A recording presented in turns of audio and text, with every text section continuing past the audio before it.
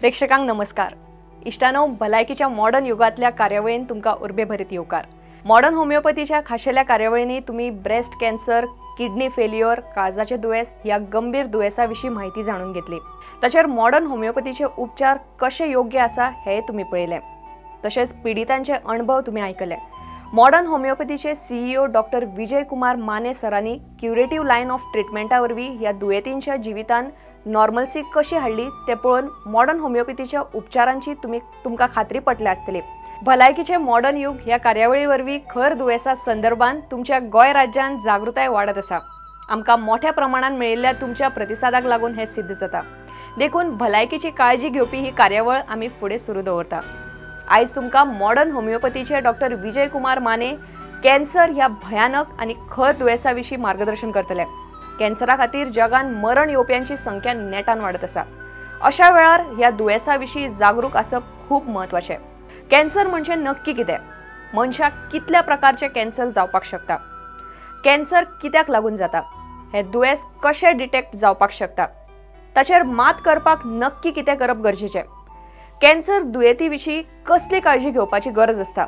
Modern होमिओपॅथीच्या खासा उपचार पद्दतीन दुयेतींक कसलो फायदो जाता?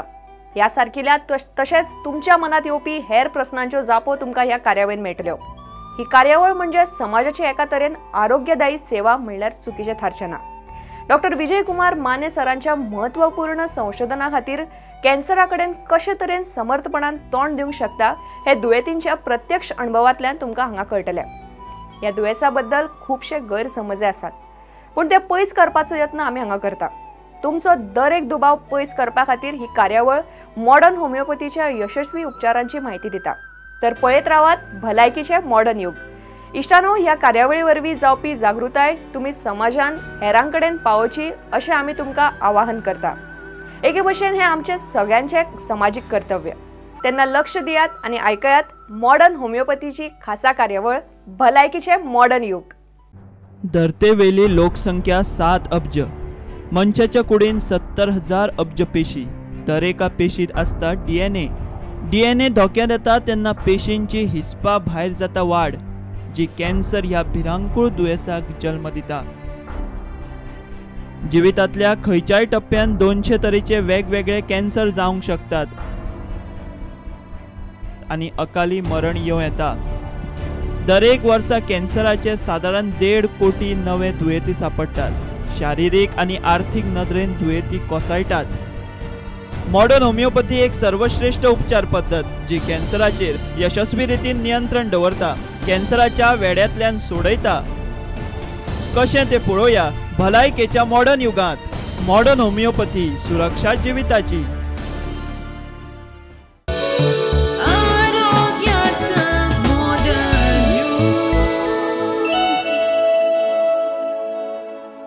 नमस्कार, मी अनुश्री करंदीकर. आरोग्याचं मॉडर्न युग या आपल्या विशेष कार्यक्रमात तुमचं सगळ्यांचं स्वागत. मॉडर्न होमिओपॅथीच्या क्युरेटिव्ह लाईन ऑफ ट्रीटमेंटनं आज अनेक रुग्ण सामान्य आयुष्य जगतायत. मॉडर्न होमिओपॅथीच्या सहाय्यानं दुर्धर आजारांवरती मात करून एक सुखी आयुष्याचा भाग बनलेत. आणि या सगळ्याच्या मागे आहेत मॉडर्न होमिओपॅथीचं संशोधन आणि त्यांचे श्रम.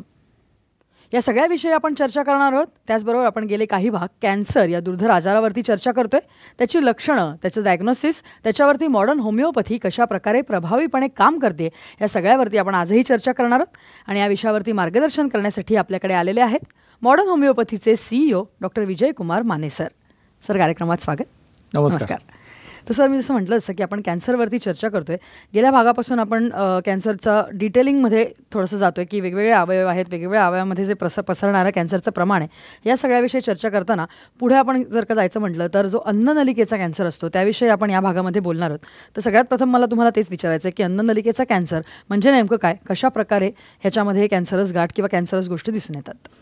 अन्ननलिका किंवा इसोफेगस ज्याला इंग्लिशमध्ये म्हटलं जात आहे, यामध्ये साधारणपणे मधल्या भागामध्ये कॅन्सरची गाठ निर्माण होते. Generally 30 centimetre from incisor teeth अशी गाठ ती दिसून येते. ह्याच्यामध्ये 2 टाईप आहेत. एक स्क्वॅमस सेल कार्सिनोमा आणि दुसरा अडिनोकार्सिनोमा आहे. हे 2 प्रकारचे कॅन्सर अन्ननलिकेच्या कॅन्सरमध्ये दिसून येतात. या कॅन्सरमध्ये आपण जर लक्षणांच्यावर आणि कारणांच्यावर जर विचार करायला गेलो तर कारणांमध्ये आपल्याला असं लक्षात येतं की तंबाखूचं जे व्यसन आहे हे एक प्रमुख कारण आहे. तंबाखू च्युईंग म्हणजे तोंडात धरून ठेवणं आणि स्मोकिंग करणं म्हणजे सिगारेट किंवा बिडी ओढणं ही दोन प्रमुख कारणं अन्ननलिकेच्या कॅन्सरमध्ये दिसून येतात प्रामुख्याने. बाकीच्या कारणांमध्ये समजा धूर जो आहे, धुराला ज्यांचं कॉन्स्टंट एक्सपोजर होतं किंवा काही केमिकल्स असतील त्याला होणारं एक्सपोजर, ही इतर कारणं दिसून येतात अन्ननलिकेच्या कॅन्सरमध्ये. नक्की आपण या कारणांविषयी बोललो. या व्यतिरिक्त जर लक्षणं जर का बघायला गेलं तर त्या संदर्भात काय सांगाल? म्हणजे कशा प्रकारे आपल्याला कळून येतं की आपल्याला या प्रकारचा अन्ननलिकेचा कॅन्सर किंवा झालेला आहे किंवा आपण त्या स्टेजेसमध्ये आहोत?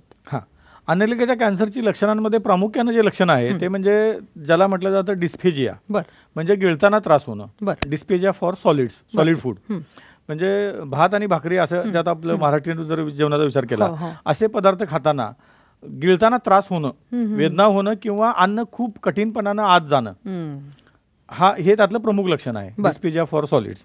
आणि ह्याच्यावरून शंका यायला पाहिजे की अन्ननलिकेचा कॅन्सर झाला आहे की नाही. दुसरी गोष्ट, नंतरच्या म्हणजे जसा आजार प्रोग्रेस होत जाईल, वाढत जाईल, त्या प्रमाणात आपल्याला त्याचं पेशंटचं वजन कमी येणं, कारण जेवणच कमी जातं डिस्फेजियामुळे, हे एक लक्षण दिसून येतंय. तिसरं लक्षण मध्ये होणाऱ्या वेदना, जनरली छातीमध्ये किंवा ज्याला एपिगॅस्ट्रिक रिजन असं म्हटलं जातंय, पोटाच्या छातीच्या मधल्या भागामध्ये, बिंबीच्या वरच्या भागामध्ये होणाऱ्या तीव्र स्वरूपाच्या वेदना, हे पण त्याचं एक लक्षण असू शकतं. बरं, ही सारी लक्षणं झाली. आणि जसं तुम्ही म्हणालात तसं की बऱ्याचशा कॅन्सरच्या प्रमाणामध्ये तापाचा जो प्रकार आहे तोही आढळून येतो, तोही इथे तुम्हाला दिसून येतो का या प्रकारच्या? काही वेळेला ताप वगैरे असू शकतो, म्हणजे ताप हे तसं जनरल लक्षण आहे, कॅन्सरमध्ये असायलाच पाहिजे असं काही नाही, हे जनरल लक्षण आहे. काही वेळेला ताप सुद्धा असू शकतो. नक्की ही लक्षणं आपण बघितली किंवा आपण ही कारणं बघितली, तर अशा वेळेला जसं तुम्ही म्हणालात तसं की अन्ननलिकेच्या कॅन्सरच्या वेळेला ही लक्षणं असतील तर रुग्णांनी मग कुठल्या प्रकारच्या चाचण्या करणं अपेक्षित आहे जर का आपल्याला कन्फर्म डायग्नोसिस करायचं असेल तर? त्या दृष्टिकोनातून चाचण्यांचा विचार केला अन्ननलिकेच्या कॅन्सरमध्ये तर बेरियम मिल ही प्रमुख चाचणी आहे. बेरियम मिल घेणं आणि एक्सरे काढणं ह्यामध्ये पण ते दिसून येतंय. दुसरी चाचणी आहे सिटी स्कॅन करणं, जे छातीचा सिटी स्कॅन केला की आपल्याला कळून येईल. तिसरी चाचणी आहे त्याची बायोप्सी. जर आपल्याला सिटी स्कॅन मध्ये तिथं गाठ दिसून आली तर त्याची बायोप्सी करणं म्हणजे स्कोप घालून, आणि त्यावरून पण कळतंय. आणि बायोप्सी करताना होणारी स्कोपी, ज्याला ओजीडी स्कोपी असं म्हटलं जाते, ओजीडी स्कोपीमध्ये आपल्याला कळून येईल की तिथं अन्ननलिकेमध्ये कॅन्सर आहे.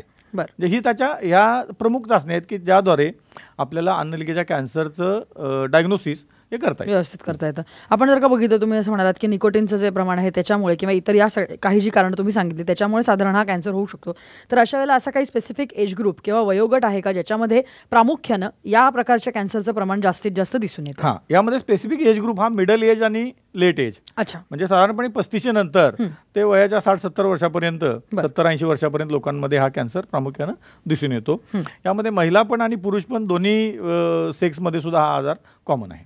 ही त्याची प्रामुख्याने आपण कारणं जेव्हा बघतो, जसं तुम्ही म्हणालात तसं, तर काही गोष्टी चेंजेस केल्या, म्हणजे जर मला फूडच्या दृष्टिकोनातून विचारायचं, आपण डाएटमध्ये जर का काही चेंजेस केले तर अशा प्रकारचा कॅन्सर टाळणं हे शक्य असू शकतं? काही प्रमाणामध्ये हे शक्य आहे. जसं आपण मागच्या एका भागामध्ये बघितलं की पाश्चात्य देशांमध्ये नॉनव्हेज खायचं प्रमाण जास्त आहे, एस्पेशली बीफ खाल्लं जाते किंवा पोर्क खाल्लं जाते. या लोकांमध्ये पण या अन्ननलिकेच्या कॅन्सरचा आणि संडासच्या म्हणजे रेक्टमच्या कॅन्सर, संडासच्या जागेवर जो कॅन्सर होतो, ह्या दोन्ही कॅन्सरचं प्रमाण जास्त आहे. तर खाण्यामध्ये अशा लोकांनी व्हेजिटेबल डाएटचा आणि फायब्रस डाएट ज्याला म्हटलं जाते, म्हणजे भाज्या आणि फळं, याचा जर उपयोग जास्त केला, प्रयोग जास्त केला तर या कॅन्सरचं प्रमाण कमी होऊ शकतं. नक्कीच. आपण अन्ननलिकेच्या कॅन्सरविषयी बोलतोय, मला वाटतं आपल्याकडे असे अनेक रुग्णही आलेले आहेत, त्यांनाही आपण ट्रीट करतोय, त्यांच्याविषयी आपण बोलणार आहोत, त्यांचे अनुभव आपण ऐकणार आहोत. परंतु इथे वेळ झाली एका छोट्याशा ब्रेकची.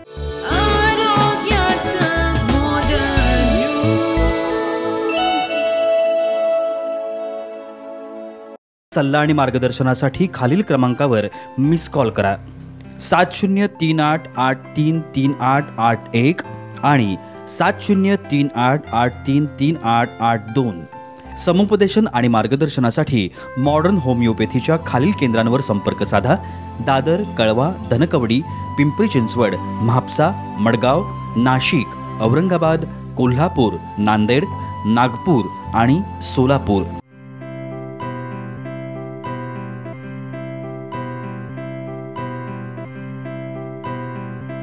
संपर्क क्रमांक 9730339009 आणि 9372728009.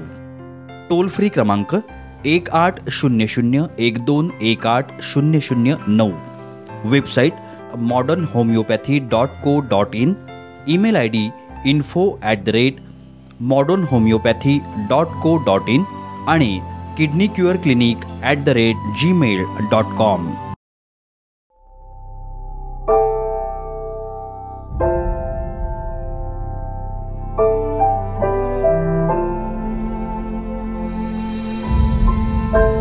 मी स्त्री आहे आणि स्त्री असते भविष्यकाळ कुटुंबाचा, समाजाचा, देशाचा. तिचं आरोग्य म्हणूनच महत्वाचं. परंतु दुर्दैवानं ब्रेस्ट कॅन्सर हा गंभीर आजार आपल्या देशातील महिलांना वेगाने गाठत आहे. त्यांचं करिअर, जीवन उद्ध्वस्त करीत आहे. आपल्या सर्वांना हे थांबवायचं आहे आणि आपण हे थांबवू शकतो मॉडर्न होमिओपॅथीच्या सहाय्यानं. Modern homeopathy, the curative line of treatment.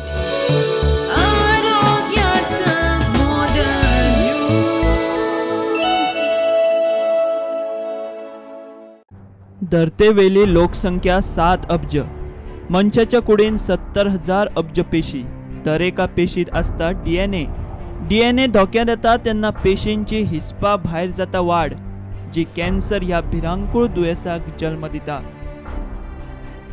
जिवितांतल्या खंयच्याय टप्प्यान 200 तरेचे वेगवेगळे कॅन्सर जावंक शकतात आणि अकाली मरण येवं येता. दर एक वर्सा कॅन्सराचे साधारण 1.5 कोटी नवे दुयेंती सापडटात. शारीरिक आणि आर्थिक नदरेन दुयेंती कोसळटात. मॉडर्न होमिओपॅथी एक सर्वश्रेष्ठ उपचार पद्धत जी कॅन्सराचेर यशस्वी रितीन नियंत्रण दवरता, कॅन्सराच्या वेड्यातल्यान सोडयता. कशें ते पळोवया भलायकेच्या मॉडर्न युगांत.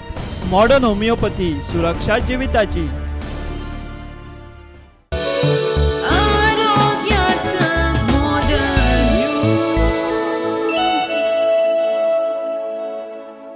ब्रेकनंतर आरोग्याचा मॉडर्न युग या आपल्या विशेष कार्यक्रमात तुमचं सगळ्यांचं पुन्हा एकदा स्वागत. आपण अन्ननलिकेचा कॅन्सर याविषयी बोलतोय.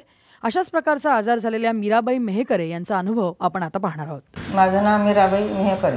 मला अन्न गिळाचा त्रास होत होता. अन्न चहा घेताना त्रास, अन्न गिळताना त्रास, असं का होते बा. तसं मग मी अमरावतीला दवाखान्यात आली. त्या खाजगी रुग्णालयातील डॉक्टर सरांनी मला सांगितलं की आपण यांचा सिटी स्कॅन करू. मग त्या आम्ही सिटी स्कॅन केला, पण त्याच्यात काही एव्हिडन्स सापडला नाही. त्याच्यामुळे मग सरांनी पुन्हा आम्हाला इंडोस्कोपी करायसाठी पाठवलं. आम्ही इंडोस्कोपी केली आणि इंडोस्कोपी केल्यानंतर तिथे जे सर होते त्या सरांनी मला सांगितलं की यांना हिटिंग अल्सर आहे आणि तो 22 सेंटीमीटर लांब आहे आणि आपण एक मांसाचा तुकडा काढलेला आहे. तो मांसाचा तुकडा आपण बायोप्सीसाठी पाठवलेला आहे. मग त्या बायोप्सीचा रिपोर्ट 10 दिवसानंतर आल्यानंतर त्याच्यामध्ये लिहिलं होतं की बा सदर रुग्णाला कॅन्सर आहे आणि त्याचं त्यांनी डायमेन्शन दिलं होतं 0.3 × 0.2 असं डायमेन्शन दिलं होतं. त्याच्यानंतर मग मी घरी आलो. मला तर एकदम धक्काच बसला होता. मग म्हटलं बा आपण सेकंड ओपिनियन घेऊया म्हणून मग आणखी डबल नागपूरला इंडोस्कोपी करावं लागली. ती इंडोस्कोपी केल्यानंतर त्याच्यामध्ये पुन्हा त्यांनी सांगितलं की आता 23 सेंटीमीटर एवढा लांब हिटिंग अल्सर आहे आणि डायमेन्शनसुद्धा चेंज झाले होते 0.6 × 0.3 × 0.2. आणि मग तो तिथल्या डॉक्टरांनी ते बायोप्सीचा जो रिपोर्ट दिला होता त्याच्यामध्ये कॅन्सर आहे हे डिटेक्ट झालं होतं. मग मी पुन्हा तिथले जे कॅन्सर स्पेशलिस्ट आहेत त्यांच्याकडे गेलो. औषधं कोणी काही देत नव्हतं, फक्त बस संडास साफ झाली पाहिजे एवढं त्यांचं उद्दिष्ट होतं. त्याच्यामुळे एक लिक्विड द्यायची, याच्या व्यतिरिक्त कुठलंही औषध दिलेलं नाही. मग मला सांगितलं त्यांनी की वय 78 तुमच्या आईचं असल्यामुळे याचा तुम्हाला ऑपरेशन करता येत नाही, तुम्हाला किमोथेरपी घेता येत नाही, तुम्हाला लाईट घ्यावे लागतात. परंतु माझ्या शेजारी एक माझे मित्र आता संजय बिजागिरे, त्यांच्या वडिलाच्या पोटाला कॅन्सर झाला होता. त्यांनी मग ते लाईट घेतले तर त्यांच्या पोटामध्ये कॉम्प्लिकेशन आली आणि ते 15 दिवसानंतर वारले. त्याच्यामुळे मग त्यांनी मला सजेशन केलं की काही करा तुम्ही अजिबात ही लाईट देऊ नका. मग मी आयुर्वेदिक औषध